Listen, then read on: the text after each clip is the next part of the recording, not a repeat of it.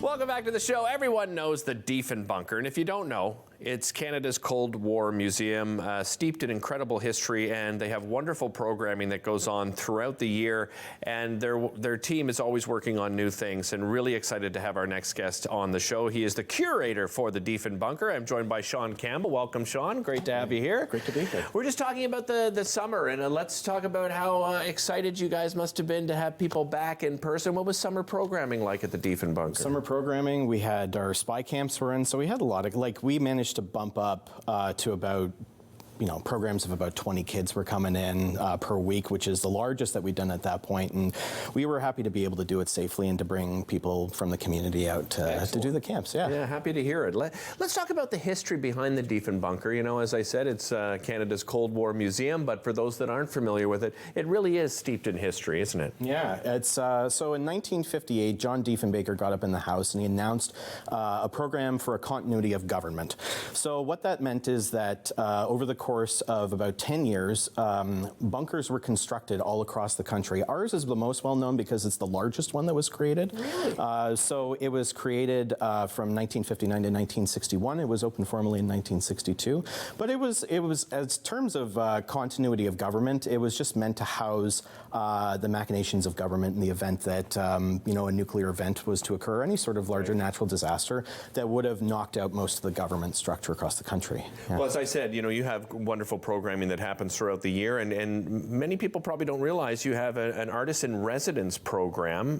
Tell me a little bit about that and why you felt it was important. So since 2014, we've had people apply to be able to come in for our Artist-in-Residence Program, and it's just an opportunity. The thing I love about it the most is the fact that it's people coming in that offer a new perspective to the history of the site, right? Like they look at things differently and they come at it from their different backgrounds. People have done traditional mediums like paint. Some people are multimedia artists, or for instance, last year we had Mari Brakupe, who's an Algonquin artist, came in and she reinterpreted archival maps that we had that were used in the Civil Defense College in Arnprior, and these things are massive. They're about the size of your studio when you roll them all out, and there's about 5 or 7 segments of them that roll along on the floor. And what she did was she reinterpreted them because they were initially created as a teaching aid for people who were learning civil defense. She reinterpreted them from the perspective of Indigenous history, like what would have been most pertinent for Indigenous people to survive a nuclear attack or natural disaster. So she created this map that went up on the wall. Yeah. Well, and your latest exhibition is just as fascinating. Tell us a little bit about sort of the theme behind this latest exhibition. So the 2022 Artist in Residence was Christos Panieris, who's a local artist, and he explored the LGBT purge. So from as early as the 1940s, at its height was the 1950s, until about 1992, civil servants in the Canadian government and military personnel were persecuted based off their sexuality.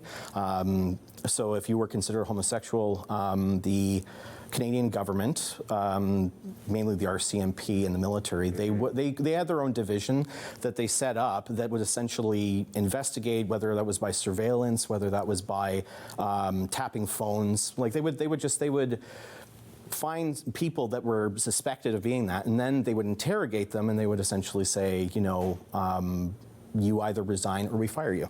Right. Hard to believe in my lifetime. Yeah. They were doing that. Yeah. And part of it was propaganda, right? Yes.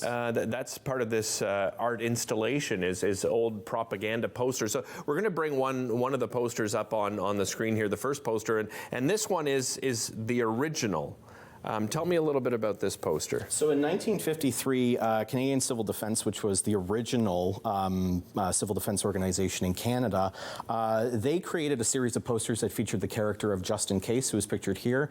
He also had a sidekick that was named Be Alert, but their initial idea was essentially to teach people about civil defense, or just to be aware that in the event of a nuclear attack that you should be prepared for anything that should happen. So, there's the person on the side basically just putting the hand on, being like, you're gambling right now, don't gamble your life type thing. I see. Is the thing. Okay. And interesting too, right? I mean, back in those days, you've got, someone with a pipe and someone with a cigarette, right? In this day and age, you'd see nothing like that, and for good reason. Let's bring up the next one, because this is the one that the artist has worked on, and sort of his, I guess, interpretation of a propaganda poster. Yeah, right. So Christos has reinterpreted these posters to create Just in Case as basically a propaganda figure of the LGBT purge. So he has a series of these set up in our Bank of Canada vault walls. There's 8 of them. So this is just one example that we have. So he's taken the style of the time and the character, and he's remixed them to create these new posters, and they're giant posters that we have set up in the wall. Yeah. Talk to me a little bit about the importance of this in this day and age. I mean, we're going through an election right now as well, and a lot of talk about diversity in this particular election. Why the importance placed on this type of exhibition now?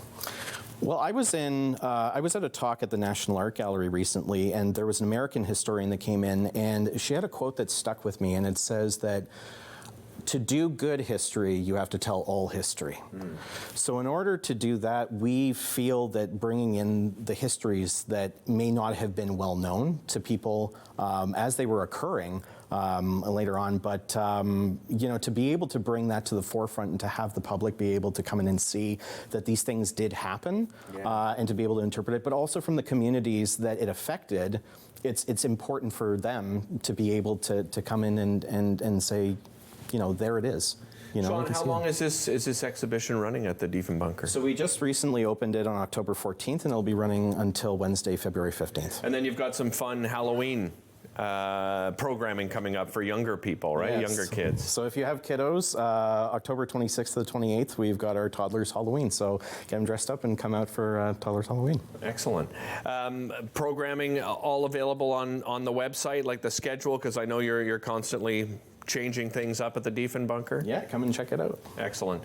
Sean, really appreciate the time, and congratulations. I know you put in a lot of effort, you and your team, curating things like this, and it's an incredibly important topic. We appreciate you coming on the show. Thank you very much. It's a pleasure to be here. All right, that's Sean Campbell, curator of the Diefenbunker, of course, Canada's oldest Cold War museum. We'll be back with more right after this.